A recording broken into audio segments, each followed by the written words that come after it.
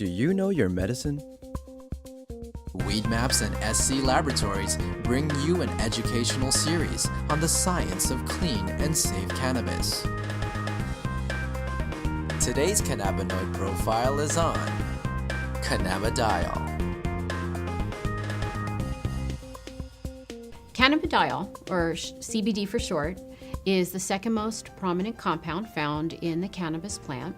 A lot of the medical benefits of cannabis that are attributed to THC or other cannabinoids are actually due to the CBD content of the cannabis. It has very strong anti-inflammatory properties.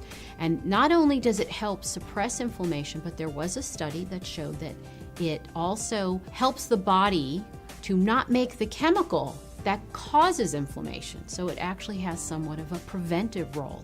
Cannabidiol has also been found to have anticonvulsant properties in that it can reduce the seizure threshold for a number of patients. I've had my own patients who have said that once they started using CBD-rich strains, they have found that they have had less episodes of their seizures. CBD is synthesized in the plant through the same pathways as THC, CBC. It starts out as geranyl pyrophosphate and alphatoic acid. Those two compounds join together through an enzyme-catalyzed reaction. Cannabidiolic acid, CBGA, is the starting material for CBDA, THCA, and CBCA.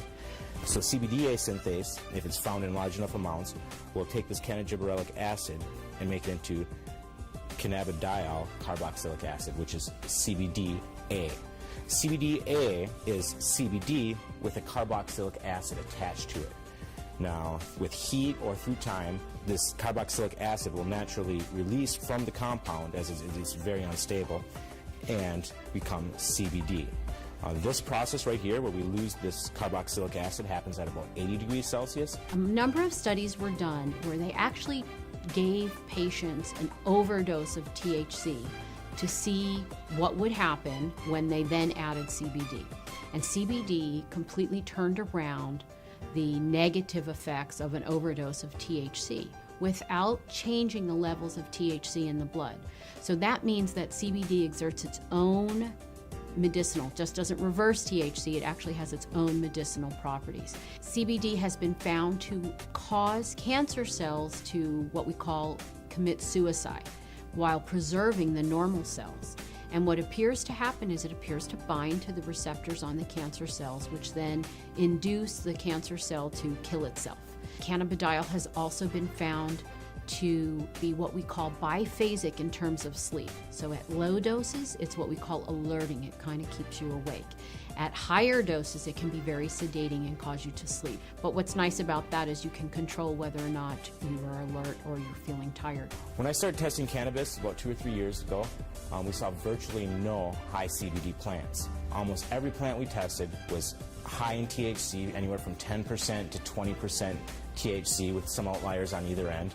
Some plants would have maybe 1% CBD at the max, 1.5% CBD at the max. Now that we've been testing for a while, we see anywhere from 8 to 15% CBD and maybe 5 or 6% THC in these strains. Some strains we get a 50-50 ratio. It can happen in all different ratios, but what it is it's a recessive gene in plants. So we have breeders have to actively go and try and breed this back into these plants and find these high THC plants that might have that high CBD gene locked away and breed them together and see what they find. And really the only way you can know if it's high CBDA is to test it. With testing and growers or breeders having access to that knowledge base, we see them coming back and reversing some of the trends of the last 30, 40, 50 years and breeding the CBD back into the plants. Now, there have been a number of studies that have looked at cannabidiol, CBD, exerting a protective property to damaged neurons. And it appears that in the studies, CBD protects the nerves by inhibiting the process by which nerves are damaged. CBD has also been shown to protect against brain injury. When patients or lab animals have had a brain injury, CBD appears to protect the brain from damage that occurred to the nerve cells. The studies have shown that it can actually fight MRSA, which is methicillin-resistant Staph aureus, a notorious bug that is resistant to a number of antibiotics.